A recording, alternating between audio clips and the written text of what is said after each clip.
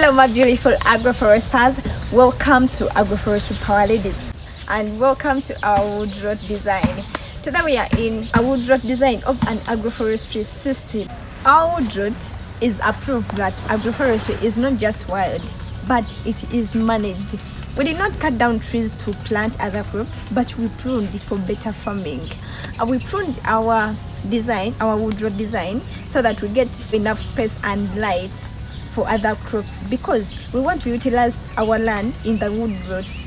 Mind you, woodlot is not just a bank that you have to lock your money there and you're waiting for the money after 5 years to get some money or to get something out of your woodlot, but you can plant other crops in a regenerative way and you'll be getting money with your woodlot designed very well in a regenerative agroforestry system. You will not lack firewood, you will not lack fertilizers. In agroforestry system, you will not need to bring fertilizers to fertilize your woodlot. Let us look at how trees relate with other crops. We have trees like pine in our design, and pine is known as a tree which is not eco-friendly. In an agroforestry way, pine works out very well with other plants. And then we have other plants like other trees, like we have Abasama abyssinica. It is very good for firewood, it's a fuel tree and it is fast growing. On top of that, we have fertilizing plants. When I look this side, we have coriander, we have lucina, and then we have another tree which is most known as umbrella tree, and it is terminaria. And then we have cordia. Cordia is known for growing in wetlands, but here we are not in a wetland because of the integration of different plants, variety, biodiversity. They are all supporting each other, and we are having trees that grow in certain areas that are growing very well and thriving in our system. And then besides the trees, we have other plants, other crops which are growing very well in trees, because most of you think that if you're planting trees, that's all, you have to plant trees and nothing else. But you can still plant trees, make your money in future, and then you get money before the other future you're waiting for.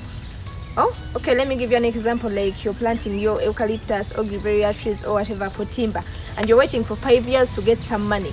But you can get money if you go for woodlot design in an agroforestry system way or in a regenerative way. Because now here we are having other plants, like other crops like cocoa yams. We are harvesting our cocoa yams for food. We harvest our cocoa yams for sale before even the trees. In our woodlot system, we not only have trees, but we know that the ecosystem has to be balancing and also considering our needs. We also integrated pastures in our system. This is sugar napier. It is very tall. Its height is, I even don't know how many times it doubles my height, but it is in our woodlot. If you want to feed our animals, we will not go and buy feeds for the animals, because for us we decided to plant trees, no please. But we can still come to our design and get something to feed our animals, not just buying. It is also reducing our expenses and making us more sustainable. And we not only have sugar napier in the system, but we also have other plants that show how plants relate with other crops. Here we planted our passion fruit. They are nature, they are climbers, so they cannot grow on their own.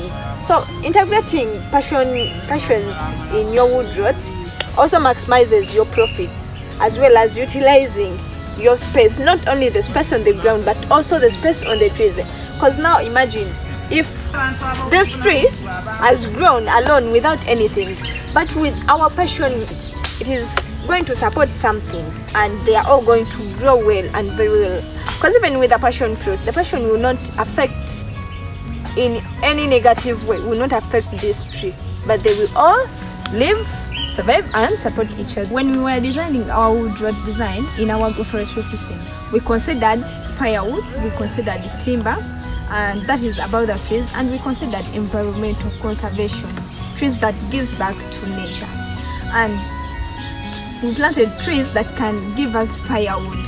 because we know a homestead needs firewood, and then we also planted trees for timber, and then we went on and planted the trees for fertilizing and for fodder.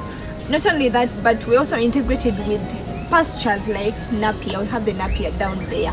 So after pruning our system, we got a lot of firewood from our design. So we will not go to the forests looking for firewood or buying firewood to use at home. There we are already minimizing our expenses at home, and we are maximizing our income. Yeah, and then we also have these remaining small woods in the garden, call them ramio woods in the garden. For them, we are not taking them outside for firewood or fodder for animals, but we are leaving them in the garden to give back to our garden and mulching our soils as well, so that our land is not bare. Agroforesters, make sure that when you're planting your trees or woodlot, make sure that you integrate other crops, because they can still grow well as well as supporting each other. For us in our system, we have trees for timber, we have trees for firewood, we have trees for fertilizing, we have fruit trees, we have trees of high strata, low strata, medium strata, and you can still see that even in woodlot design, we can still have cover crops in our garden. To our side, it's either agroforestry or